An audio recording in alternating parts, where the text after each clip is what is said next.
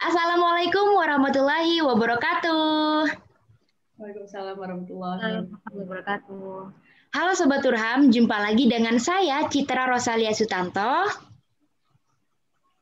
dan saya Aisyah Hapsari di acara Bisik Bincang Asik.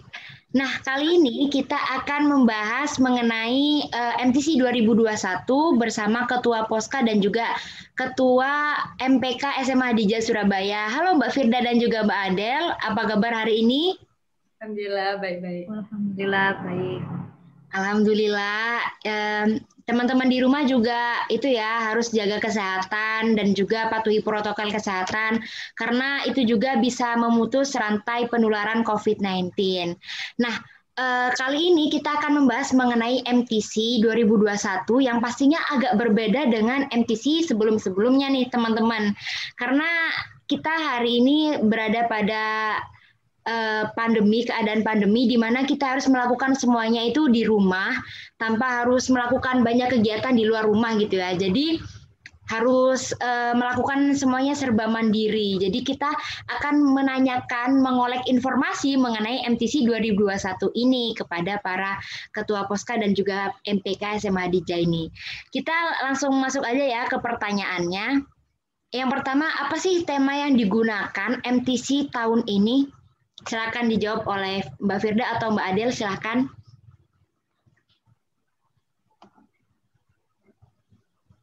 Ya, jadi ini sedikit informasi dulu aja. Untuk Ketua MTC 2021 ini Adel tahun ini. Jadi mungkin dari Adel bisa silakan dijawab.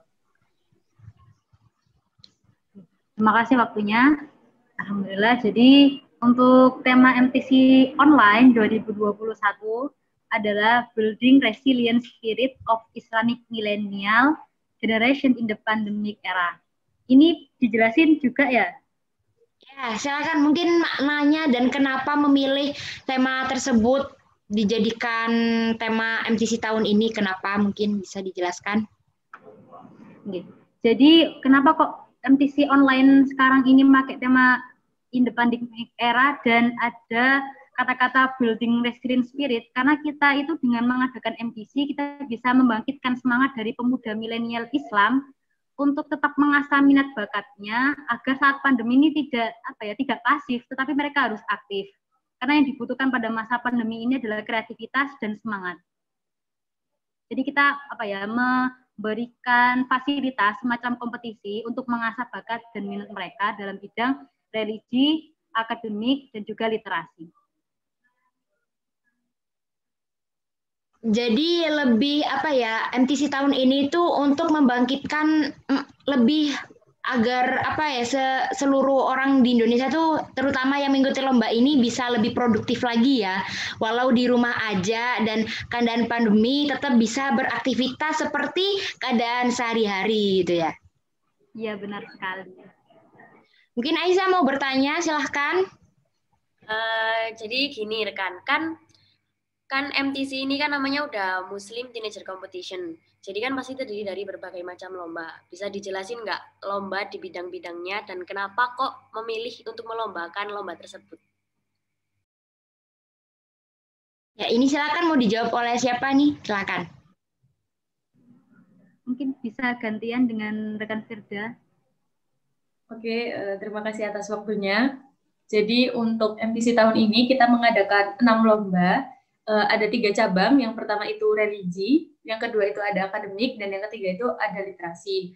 Buat yang religi, kita ngambil 2 lomba, ada tahfidz sama storytelling. Kita ngambil 2 itu karena di tahun-tahun sebelumnya, untuk yang tahfidz ini, memang dia selalu menjadi ikon untuk MTC, termasuk ikon MTC gitu. Jadi di pengalaman tahun-tahun sebelumnya itu, banyak banget yang udah minat buat ikut lomba tahfidz ini.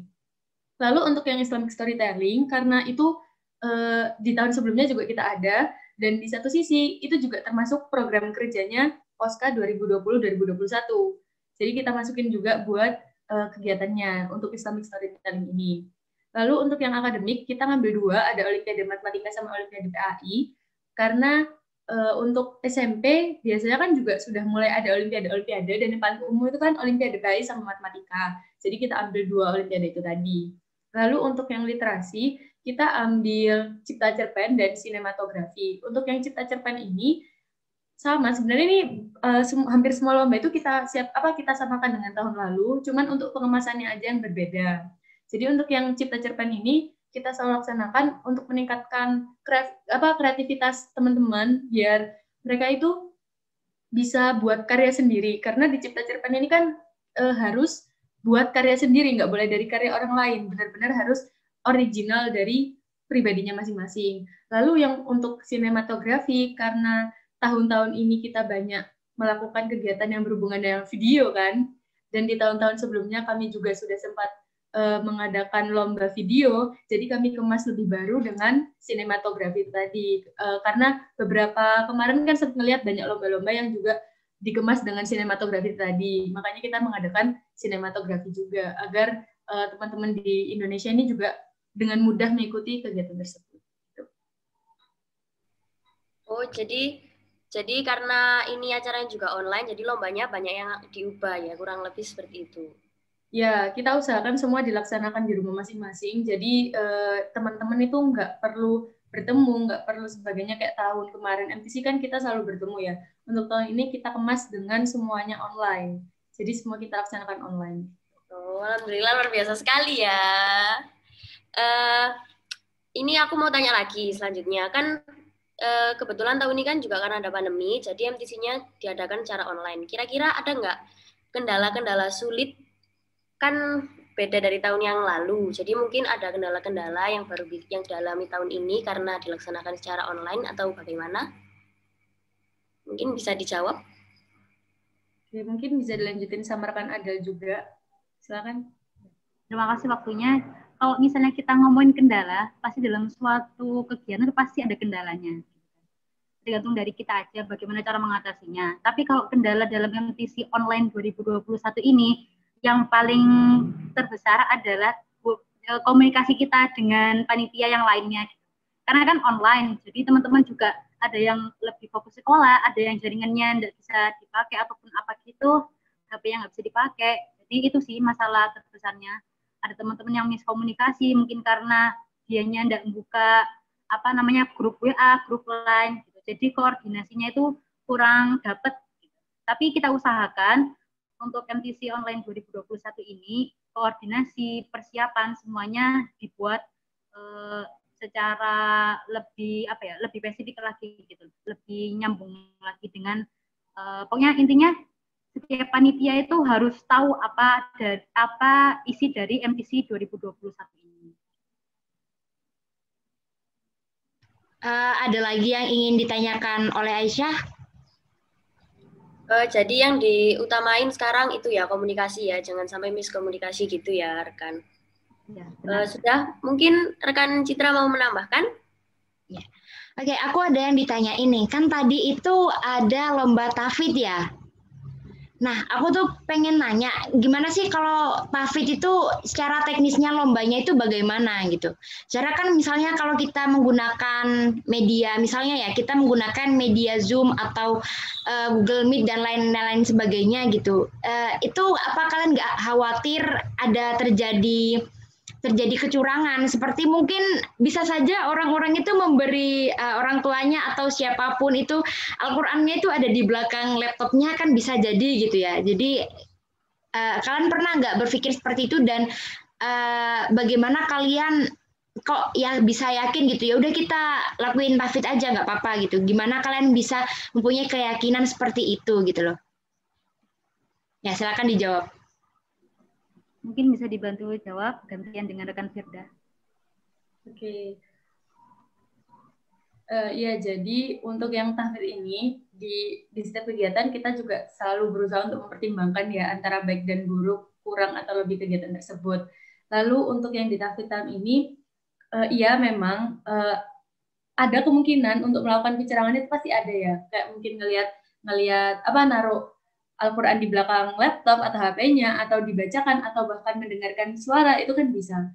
Tapi ketika kita, waktu itu kita sudah melaksanakan rapat, dan setelah selesai rapat, hasil akhirnya adalah kita tetap melaksanakan tahfidz dengan pemikiran bahwa yang pertama, kalau misalkan dia memang melihat ngelihat Al-Quran atau sebagainya, tatapan mata itu pasti kelihatan. Jadi tatapan mata mereka itu kan pasti kelihatan. Jadi kita masih berani untuk melanjutkan itu. Lalu yang kedua, kami melihat dari segi juri. Untuk tahfidz, di setiap juri, di setiap lomba itu kan juri kan pasti udah punya profesionalisasinya masing-masing.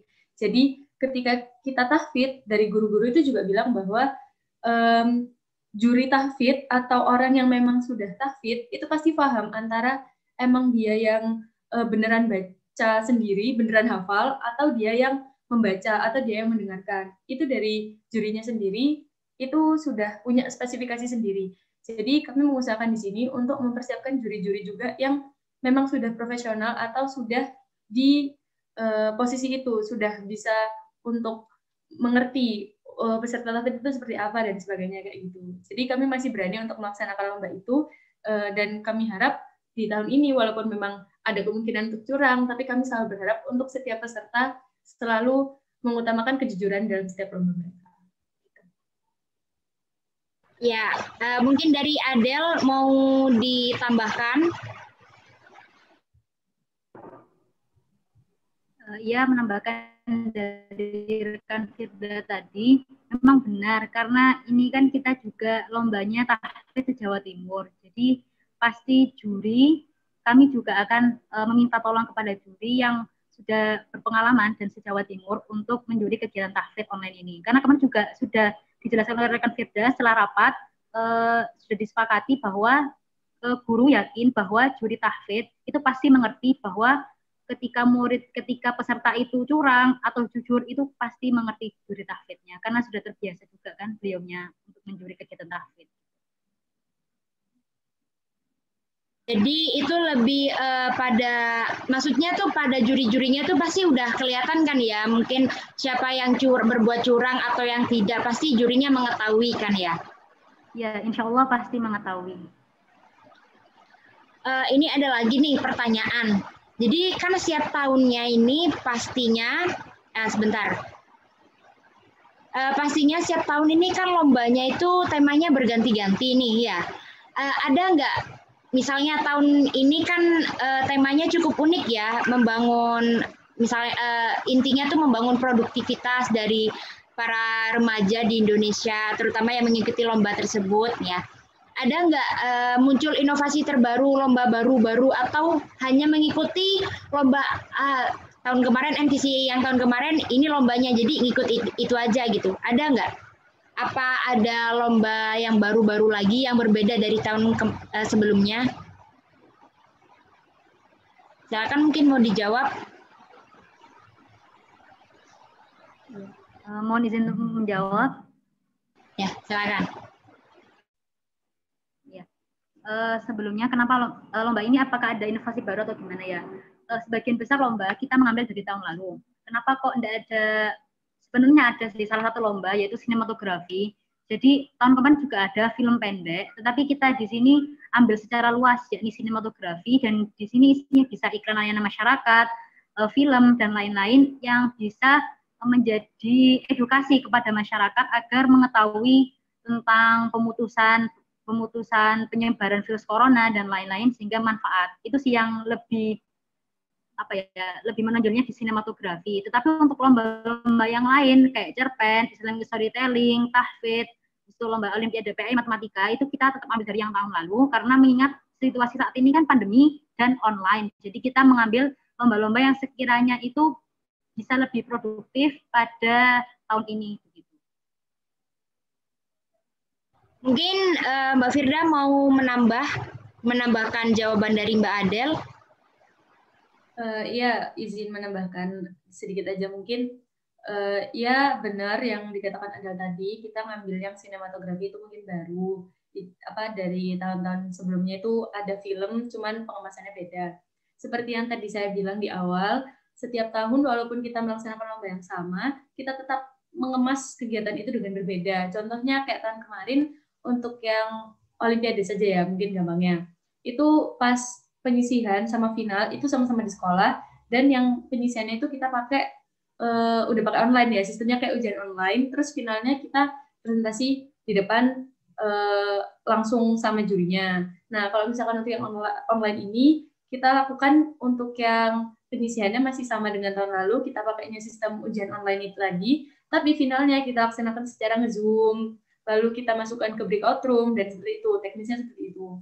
Dan kalau misalkan seperti tahun kemarin, kayak pengumpulan video, misalkan yang sinematografi atau film pendek, itu kita hanya mengumpulkan lewat lewat email saja. Tapi di tahun ini, agar kegiatan kami juga lebih meriah, kami memasukkan itu setiap peserta kita wajibkan untuk mengirim trailernya ke Instagram dan juga mengirimkan full videonya ke YouTube mereka masing-masing. Jadi pengemasan di setiap lomba itu selalu berbeda di setiap tahun. Gitu. Oke, jadi walau lombanya sama, tapi pengemasan videonya lombanya itu berbeda ya. Contohnya kayak video tadi itu lewat trailer di Instagram atau YouTube juga bisa ya? Iya, benar-benar.